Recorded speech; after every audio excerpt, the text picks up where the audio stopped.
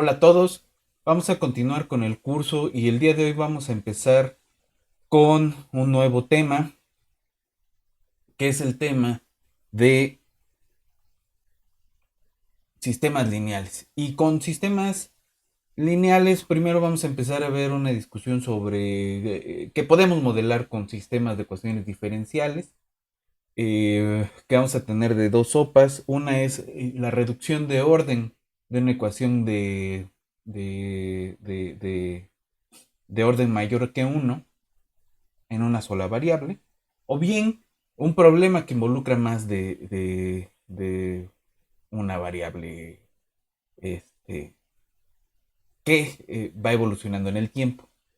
Entonces, aquí nos vamos a topar con distintos problemas que tienen que ver ya con, por ejemplo, interacción de especies, nos vamos a meter a epidemiología, nos vamos a meter a problemas de mecánica y sobre todo en esta cuestión de mecánica, pues una de las principales fuentes de trabajo que vamos a estar teniendo es el oscilador armónico, que hasta se ha dado para un montón de bromas por ahí, que para todo se quiere usar el oscilador armónico, pues nosotros lo vamos a usar como el ejemplo principal en términos de estudiar eh, pues todo lo que ya vimos con ecuaciones lineales, las soluciones, cómo se ve la solución general, el principio de linealidad, todo lo que tiene que ver con estabilidad con soluciones asintóticas, etcétera, lo vamos a estudiar con el oscilador armónico, primero con el oscilador armónico simple y luego vamos a ver hasta dónde podemos llegar. Y la idea un poco es poder modelar un péndulo simple, ¿no? Si podemos hacer todo lo que ya llevamos hecho con el péndulo simple, pues ya nos vamos a sistemas no lineales un poco más interesantes que tienen que ver con ecología, con epidemiología matemática, con cuestiones de economía y con la guerra, ¿no? Vamos a modelar también conflictos armados con sistemas de ecuaciones diferenciales. Es una metodología un poco limitada, como vamos a ver más adelante, pero este, pues es un ejemplo con el que nos vamos a topar. Ok, ahora, el oscilador armónico, ya muchos de ustedes han de haberlo visto en algún curso, es este sistemita donde tienes una masa atada a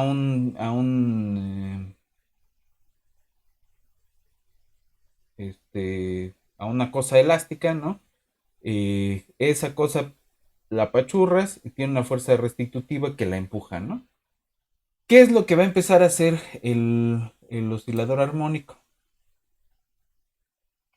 El oscilador armónico pues va a estar moviéndose y entonces la masa, la pelotita va a estar cambiando su posición eh, y, y- y nosotros lo que vamos a querer estudiar es cómo es ese cambio de posición.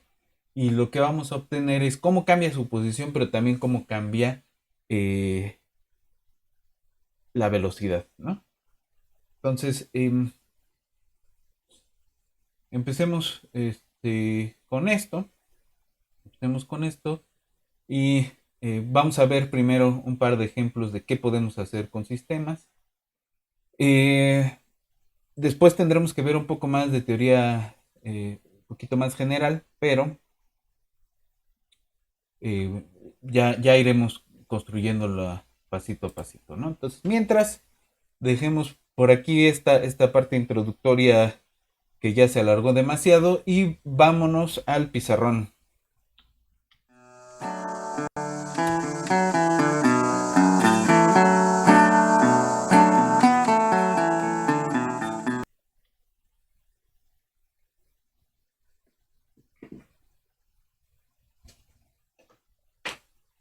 Ok, entonces, ¿qué es lo que vamos a estar viendo hoy?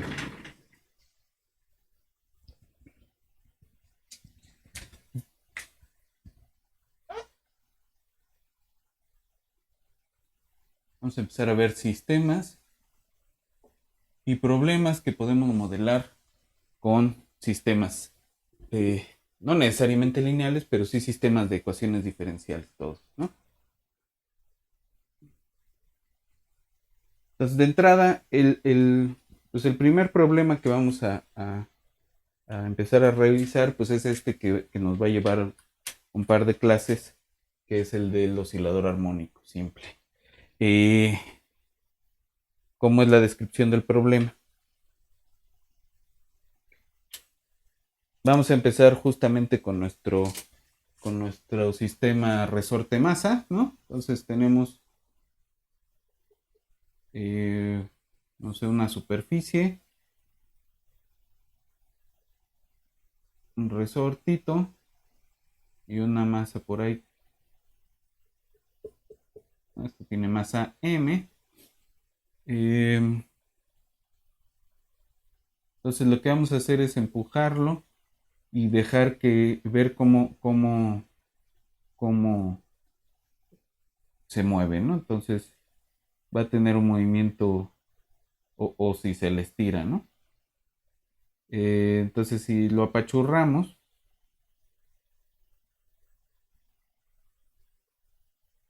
vamos a suponer eh, que no hay fuerza de fricción acá, entonces la única fuerza a la que está sujeta esta masa, pues es el empujón que le da el resorte, ¿no? Pongamos que esta es la posición cero, y entonces esto lo va a empujar y luego va a regresar, ¿no?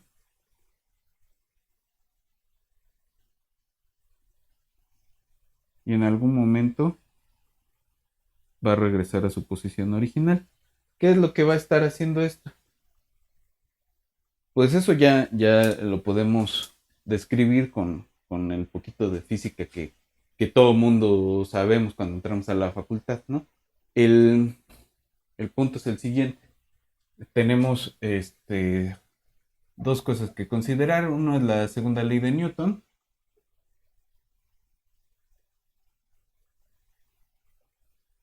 Y la otra es la ley de Hooke.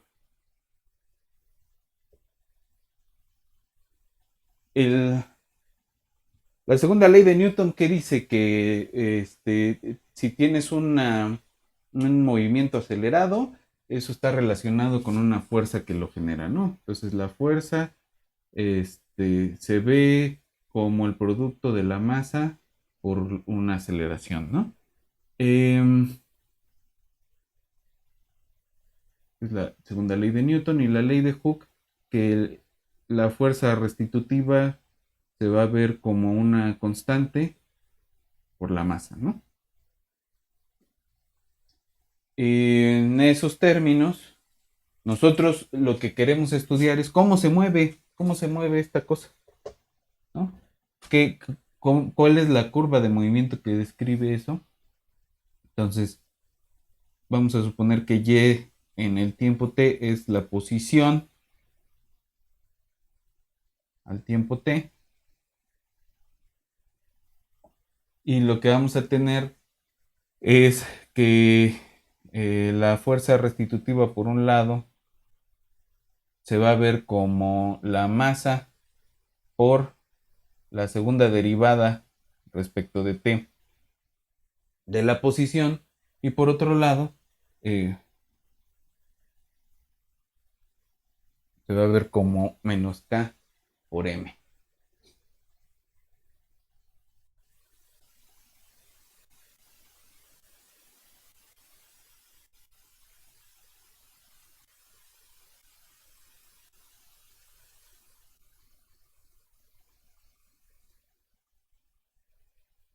Por la masa, no.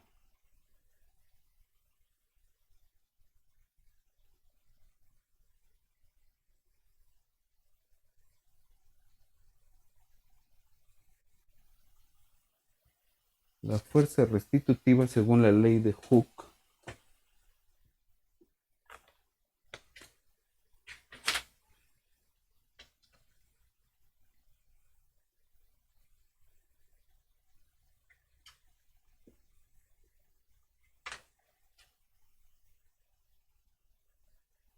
Ujú. No, no, no. Según la ley de Hooke, esto se va a ver como proporcional a la posición, ¿no? Y la posición es Y, entonces este es F por Y de T, K por Y de T. Ahora sí. Eh, entonces, lo que tenemos es que, men, que así, ¿no? K por Y de T. Lo que tenemos es que la masa sobre una constante K por Y, no, que Y bi'prima de T, que es una... es- esto es porque la fuerza restitutiva va a empujar en contra de del movimiento, ¿no? Este, la aceleración de esta cosa se va a ver como menos K sobre M por la posición, ¿no? Esta ecuación es ecuación diferencial de segundo grado, es la que, de segundo orden, perdón, es la que describe el movimiento de la bola o de, dicen los físicos, de la masa puntual, ¿no? Que se está moviendo en el sistema masa-resorte.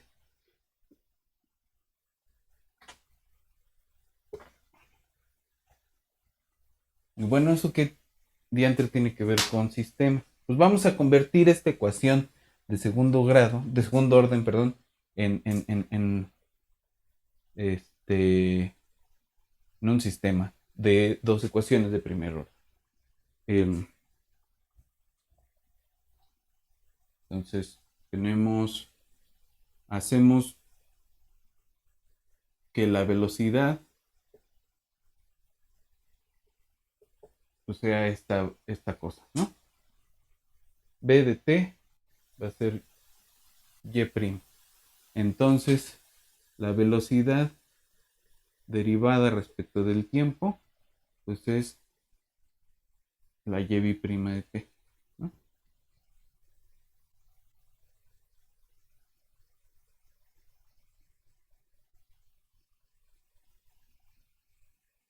¿Cómo se va a ver entonces nuestro sistema?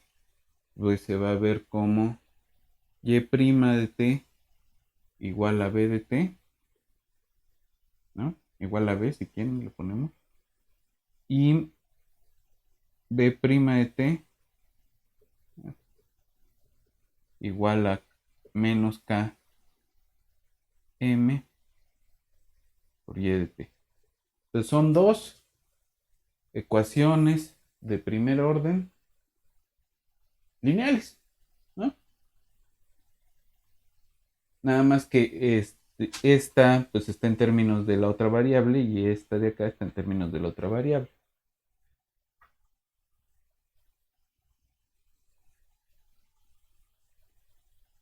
¿Qué podemos, qué podemos decir de ese sistemita?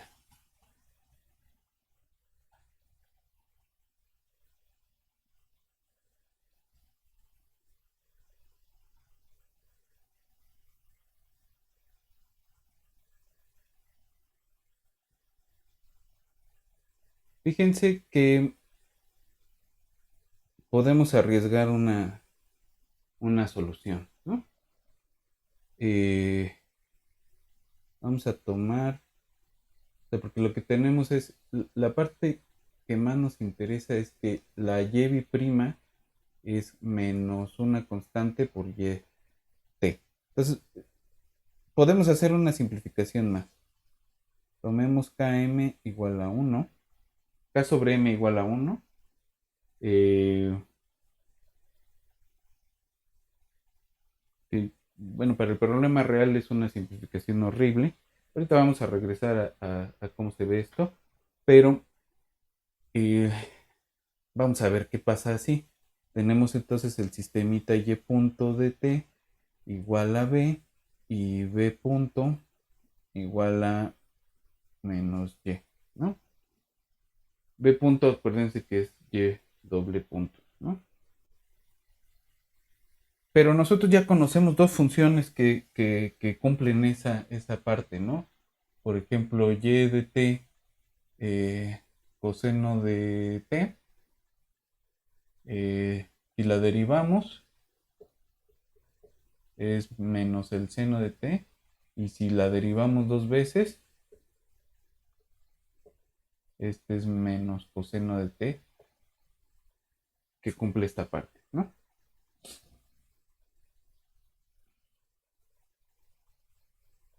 Otra, vamos a decirle este y1, y2 de t igual a seno de t. La derivada de y2 respecto de t, pues es coseno de t. Y la derivada de y2 respecto de t dos veces, pues es menos seno de t, que también cumple esta cosa, ¿no? Entonces, tenemos ya, de puro adivinarle, ejemplos de dos posibles soluciones al problema del oscilador armónico. ¿Alguna de ellas será una solución general en el sentido que lo vimos antes? La respuesta es que no. Pero bueno, eh, respecto al sistema, nos hace falta algo, ¿no? Nos hace falta algo porque aquí tenemos una B y una Y. Ya podemos dar, por ejemplo, que la Y de T, si la Y de T, pues es, la Y1 de T es coseno de T, entonces la B, ahora sí que 1 de T, pues va a ser menos seno de T, ¿no? Y en el otro caso, Y2 de T es seno de T y B2 de T viene dada por el coseno de T, ¿no? La derivada, ¿no? Lo que nos está describiendo nuestro sistema es por un lado la posición y por otro lado la velocidad. Y lo que tenemos es la velocidad y la aceleración, ¿no? Entonces ya estas dos podrían ser soluciones siempre y cuando tuviéramos por ahí dado el condiciones iniciales, ¿no? Ahora, fíjense ustedes en el par de vectores coseno t menos seno t y seno t coseno de t. ¿Qué pasa con esos dos vectores? Si tuviéramos eh,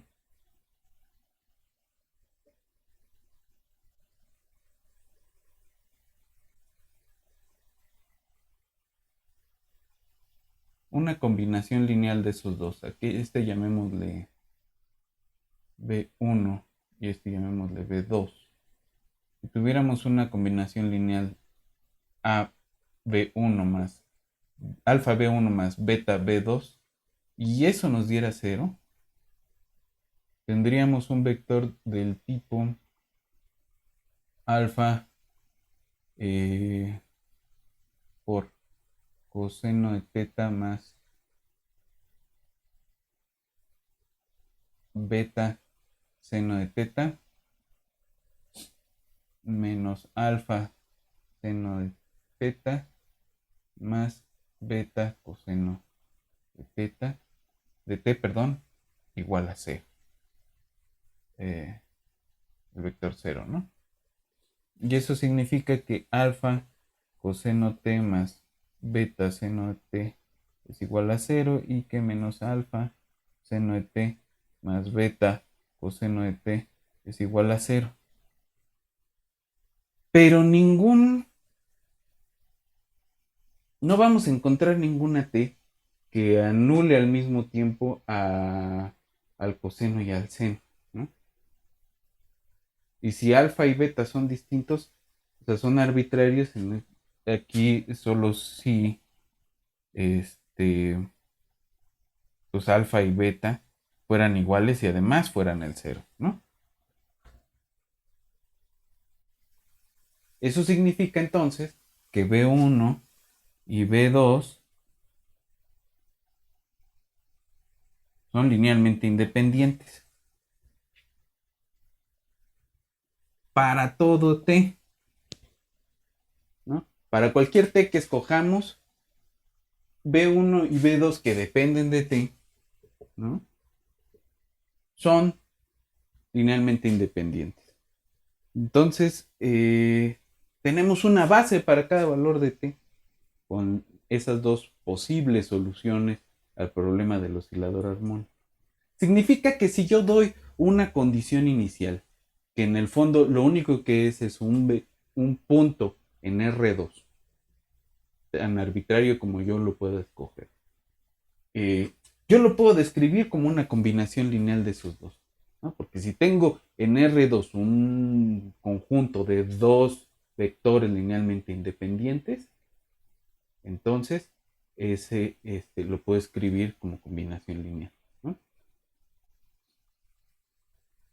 Cualquier vector lo puedo escribir como combinación lineal de esos dos. Entonces, resulta que si yo tengo mi sistema chafa de B, Y punto igual a B y B punto igual a menos Y, con condición inicial Y en 0 igual a Y0 y B en 0 igual a B0. Entonces yo puedo escribir Y0, B0 como para algún alfa, alfa B1 del 0 más beta B2 de 0, ¿no?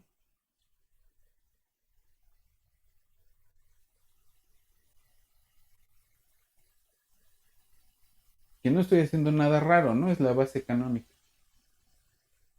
Eh,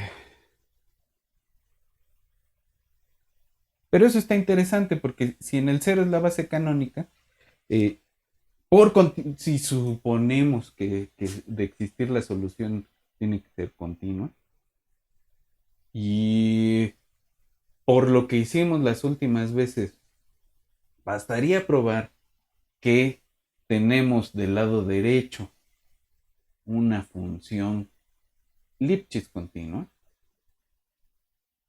al menos localmente, entonces existe la solución y es única, ¿no? Y si existe la solución y es única, entonces, y esto pasa, significa que la solución general este, para este problema, pues viene dada como alfa eh, B1 de t más beta B2 de t, ¿no? Esa es la solución general. En ese sentido es la solución general. Pues fíjense, aquí ya estamos adelantándonos un poco hacia el principio de linealidad. El, tengo dos soluciones, ¿no? Dos soluciones distintas que además cumplen que para cada valor de t son linealmente independientes, ¿no? Cada punto del tiempo son linealmente independientes. Entonces tengo una solución ahí, ¿no? Ahora, vámonos eh,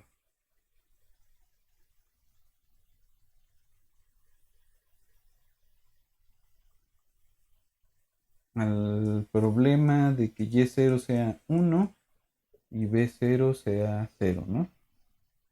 Eh,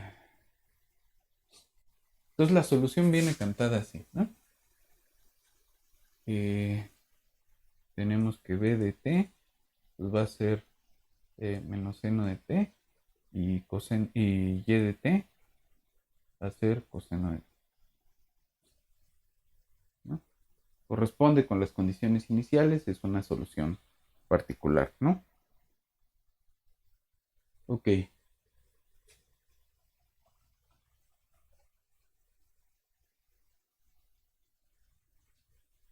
Si yo me fijo en cómo se ven B y Y respecto de T, voy a tener lo mismo de siempre, ¿no? Para una se va a ver así y la otra va a venir por acá, ¿no? No tiene ningún chiste. Entonces, ¿qué pasa si vemos a B contra Y? Y contra B.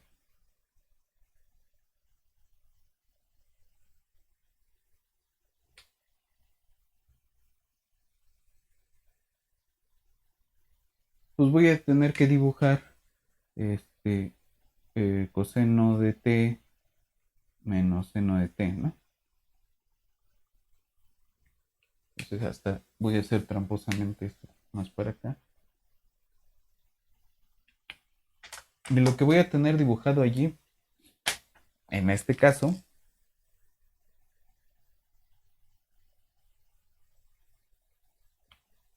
pues es un círculo, ¿no? Que en el cero es este punto de acá, pero que va a ir recorrido así, ¿no? Pues tengo ahí el círculo unitario. Este plano Y contra B, pues se va a llamar el plano fase, y lo que está representando es, bueno, cómo cambia una de las variables respecto a la otra, sin preocuparnos por el tiempo, ¿no? Eh, y en este caso, pues tenemos nomás esa cosa.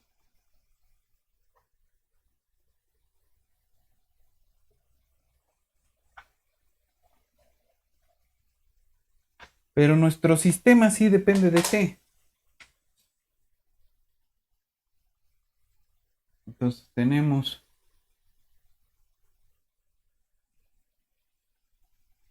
digamos, P,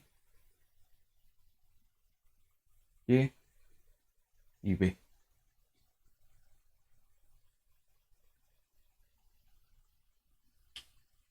Entonces, ¿cómo cambia Y contra B? Pues se ve como ese circulito. ¿Cómo cambia B y Y contra T? Pues se ven como estas curvas, ¿no? Ya conocemos.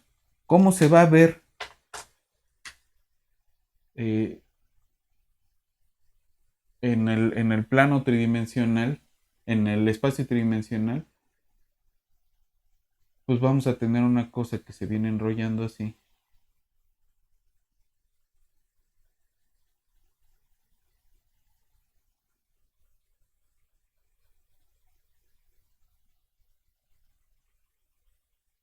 Es una espiral, ¿no? Pero es una espiral recta, este, una espiral recta que está acomodada en un cilindro de radio 1, ¿no? Circular y recto.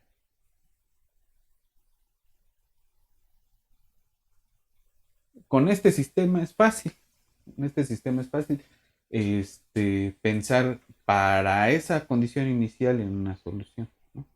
Ahora, vamos a quitarle por un momento la restricción a K y a M, ¿no? Entonces, seguramente pueden ustedes adivinar una solución para nuestro sistema original. eh, Y punto igual a B y B punto igual a menos K sobre M Y. Pues una de ellas puede ser coseno Y de T igual a coseno de raíz de KM por T. Y B, ¿quién va a ser? Es la derivada de eso, que es la raíz de KM por menos la raíz de KM por el seno de T. De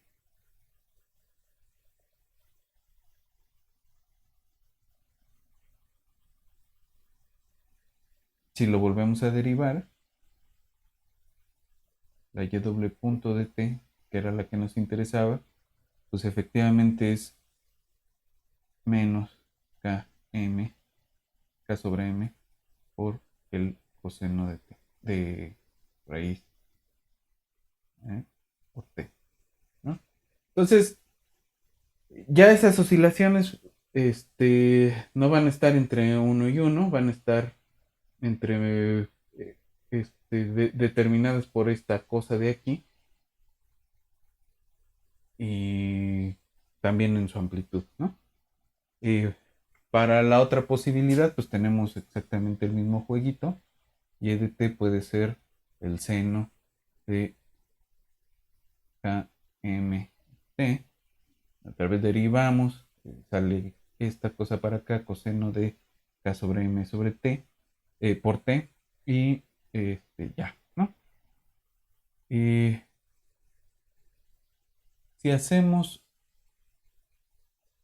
que la raíz de k sobre m se llame omega, nuestro sistema se ve como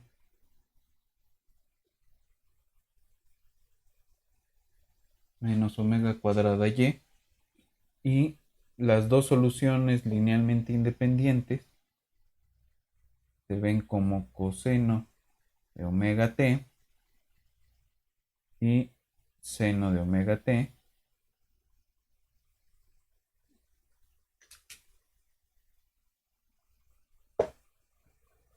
para las posiciones y para las velocidades. Pues vamos a tener por un lado menos omega por el seno de omega t y por otro lado omega por el coseno de omega t.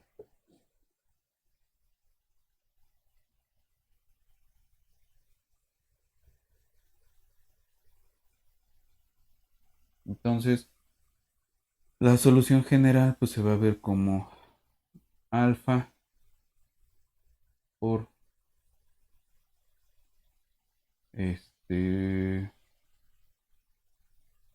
coseno omega t menos omega seno, menos omega seno omega t más beta por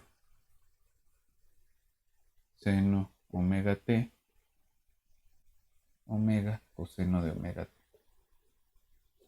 Esta es la solución general del problema del oscilador armónico.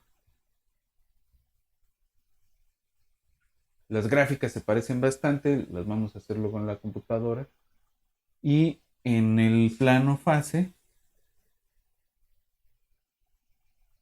de Y contra B, pues lo que vamos a tener ya no son círculos, ¿no? Sino elipses, ¿no? Y elipses concéntricas todas.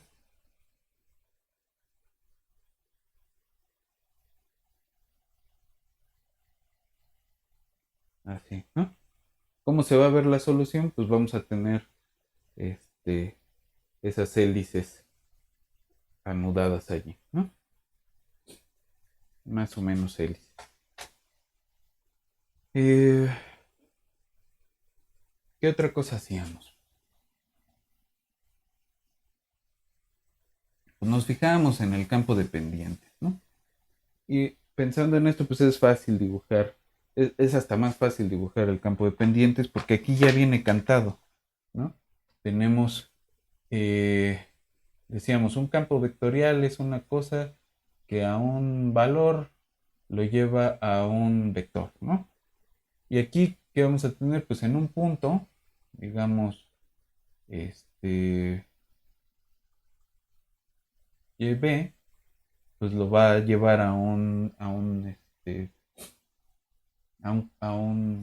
vector de la forma, o bien, bueno, de esta forma en general, pero si tuviéramos la solución que corresponde al coseno, entonces tendría forma coseno de omega t menos w seno omega t, ¿no? Perdón, no. Ah, este campo viene descrito por el problema, ¿no? Entonces y B va a ir a dar a B eh, menos Y, ¿no? Ahora sí. Entonces, si yo me paro en un punto cualquiera, esto me voy a agarrar el vector B menos Y que apunta para acá. Y luego, si me paro en otro y en otro, y me va a ir dibujando los las flechas tangentes a nuestros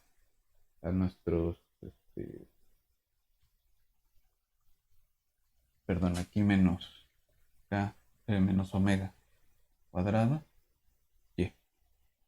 y va a ir dibujando las flechas tangentes a nuestras elipses, ¿no? En cada punto. Entonces también podemos jugar de hecho va a ser más sabroso jugar en estos sistemas a dibujar los campos de flechitas, ¿no? Nos va a dar un poco más de información. Entonces, un poquito del ejemplo de cosas que vamos a ir haciendo. Ahora, ¿qué más podemos describir con sistemas?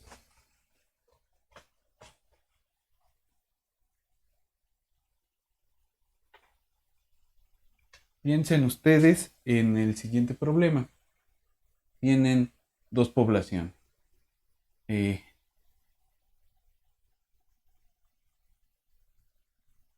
P y D que cambian, crecen o decrecen respecto del tiempo, ¿no? La población P se alimenta de algún recurso y a primera aproximación vamos a pensar que crece como este, maltusianamente, ¿no? Y resulta que la población D se alimenta de la población P. Entonces, eh, hay una tasa de depredación y cómo lo va a depredar, pues ahí donde lo ve, se lo come, ¿no? Vamos a ponerlo así. Entonces, esta va a crecer cuando depreda a a la otra población. De hecho, el impacto que tiene negativo sobre esta no tiene que ser exactamente el mismo impacto positivo que tiene en el crecimiento de esta, el acto de la depredación. Y cuando no tiene presas, cuando no puede alimentarse de la población P, entonces la población D se muere este, a tasa constante.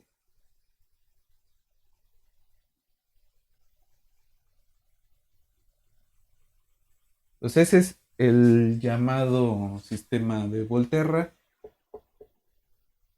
de depredador contra presa, ¿no? También es un sistemita, pero este sistemita ya no es lineal, tiene estos términos que son no lineales y que dan cuenta grosso modo de la interacción entre el depredador y la presa. No es una buena forma de modelarlo, pero vamos a ver este, algunos aspectos matemáticos de ese modelo más adelante. ¿Cómo cambia D con respecto, P con respecto de D o D respecto de P?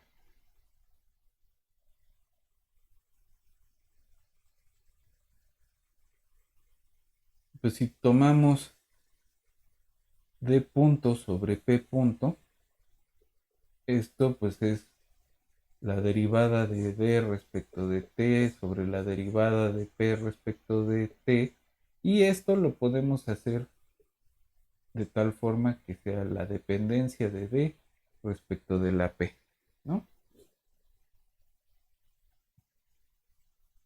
¿Quién es esto? Pues esto es gamma de P menos delta D sobre alfa P menos beta D por P.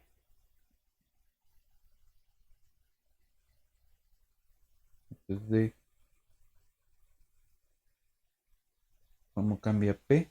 ¿Cómo cambia D respecto de P? Y esto de acá es gamma P menos 1 por D sobre alfa menos beta D por P.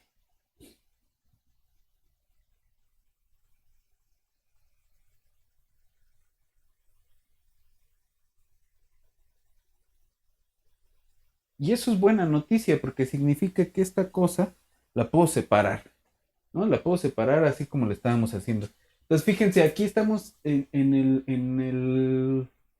haciendo algo distinto. Partimos de un sistema que no sabemos resolver porque es no lineal y lo convertimos en una ecuación diferencial de primer grado, que aunque sea no lineal ya la sabemos trabajar, ¿no? Entonces, esta es separable y entonces tenemos la integral respecto de D de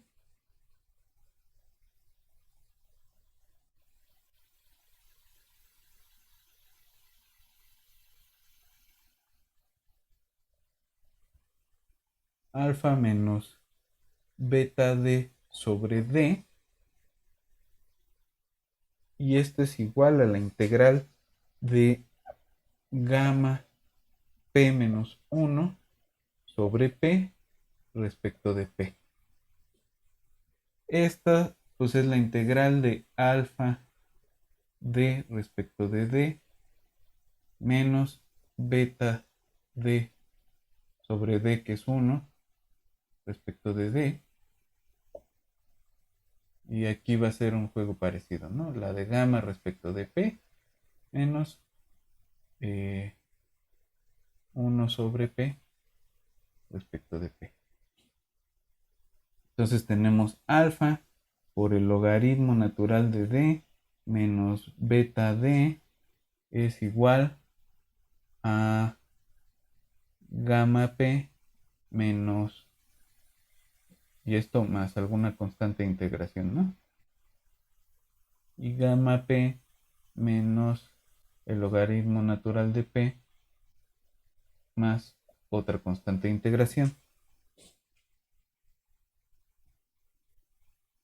De aquí tenemos alfa, el logaritmo de D menos más el logaritmo de P menos beta D menos gamma P es igual todo esto a alguna constante. Sí.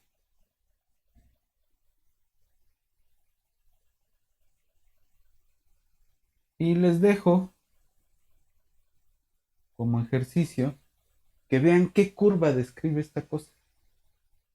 Ahí ya tenemos una función de R2 en R y queremos saber quiénes son sus curvas de nivel, ¿no? Hasta aquí podemos llegar, digamos, pero esto es fácil de describir porque tenemos una función de R2 en R y queremos saber sus curvas de nivel. ¿Cómo se ven? Entonces yo les pido que verifiquen que esas cosas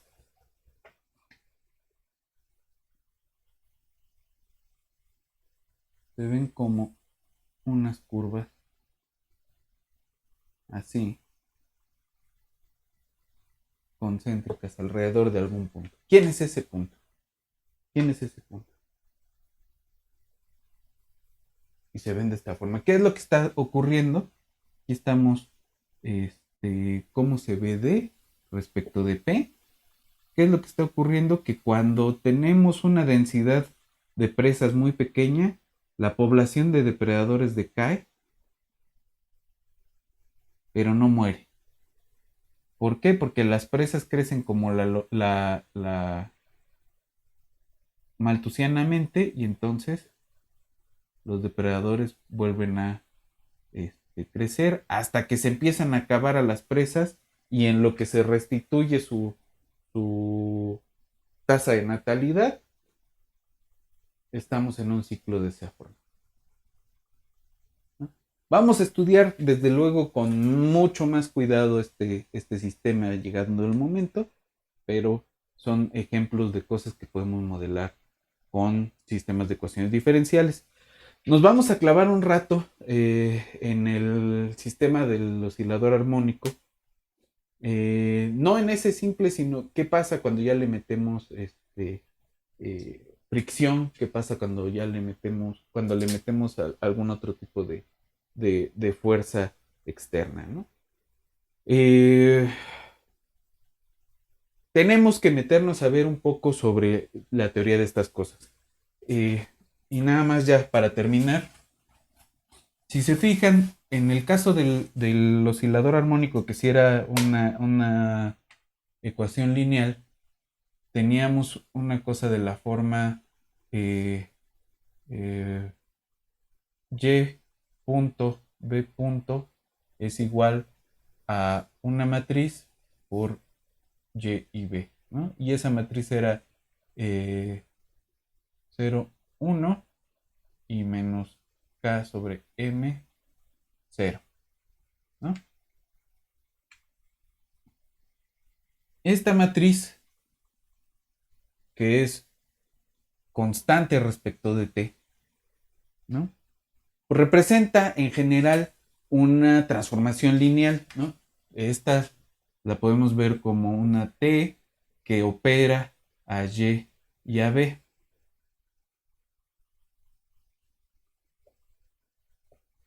Si escribimos y, b como vector, como x de t, ¿no? El problema que tenemos se ve como x punto de t igual a una t constante que multiplica a x.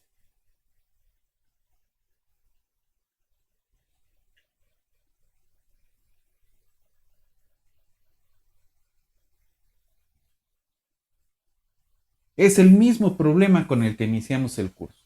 El mismo problema esencialmente. Solamente que si hacemos caso omiso de que estamos hablando de una matriz, diríamos que la solución de esta cosa es pues la condición inicial por e a la t, lo que sea que esto signifique. Entonces vamos hacia acá. Vamos a describir quién es esta señora, quién es e a la t, donde t es una matriz, de hecho donde t es una transformación lineal. Y pues vamos hacia resolver este problema, ¿no? Sospechamos que el problema puede resolverse de esta forma, pero necesitamos escribir esa función. Nos va a interesar después estudiar toda la álgebra lineal asociada, es decir, hacer la teoría espectral de t, ¿no? Vamos a estudiar su polinomio característico, vamos a estudiar qué tiene que ver su traza y su determinante con el comportamiento local de las soluciones, que es toda la teoría de Poincaré de sistemas, ¿no? Entonces vamos primero a revisar toda esa parte teórica de una forma más o menos rápida y regresaremos al problema del oscilador armónico a hacer la solución completa, hacer el análisis completo y de toda su parentela, ¿no? De qué pasa si modificamos esto u otra cosa. Entonces, por hoy la dejamos aquí y nos vemos en la siguiente sesión.